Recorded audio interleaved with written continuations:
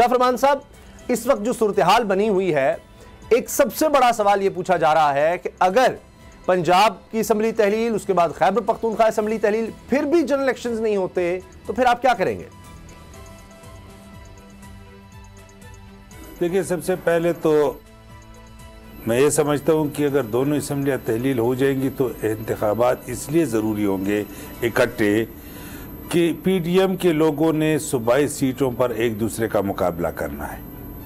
और मुझे तो केपी का पता है कि पीडीएम की जितनी पार्टीज़ हैं वो सारे एक दूसरे के खिलाफ इलेक्शन लड़ेंगे। अब आप मुझे बताएं कि अगर पीडीएम के सारी जमातें सूबाई असम्बली के सीट्स कंटेस्ट कर रहे हैं एक दूसरे के खिलाफ, और जिस तरह ये माजी में भी इन्होंने एक दूसरे को बुरा भला कहा और कंपटीशन होगी, फिर एक दूसरे को बुरा भला कहेंगे, तो इस हालात के अंदर कैसे पीडीएम हुकूमत मरकज़ के अंदर इंटैक्ट रह सकती है?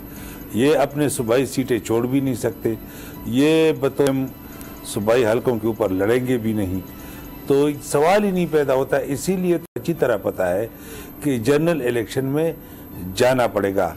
लेकिन इसके साथ मैं ये ऐड करना चाहता हूँ कि अगर नेशनल असम्बली का इलेक्शन ना भी हो तो ये इलेक्शन अर्ली इलेक्शंस हैं प्रोविंशियल असम्बलीज की, और ये 5 साल के लिए इलेक्शंस हैं, ये बाय इलेक्शंस नहीं है।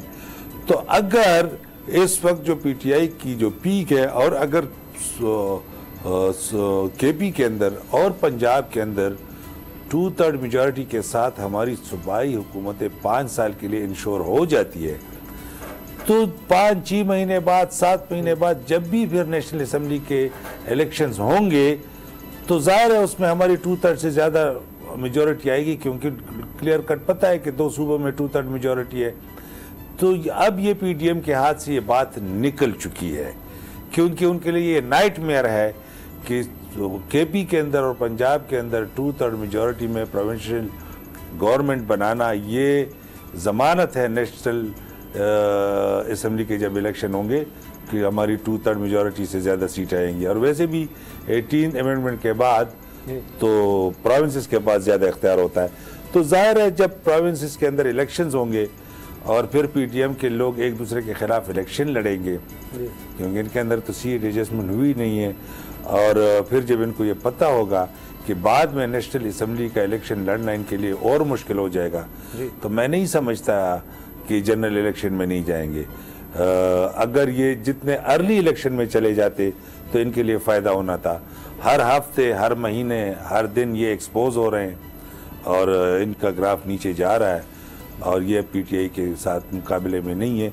अब भी अगर इलेक्शन कर लें तो इनका फ़ायदा है, और पीटीआई का तो अगर 6-7 महीने बाद ये इलेक्शन करेंगे तो हम इसलिए स्ट्रेस कर रहे हैं कि अर्ली इलेक्शन हो, क्योंकि पीटीआई को तो फ़ायदा होगा, नुकसान मुल्क का हो रहा है और आप देख रहे हैं। 2022 बहुत सारे तोहफे भी देखे गया पाकिस्तान की आवाम को।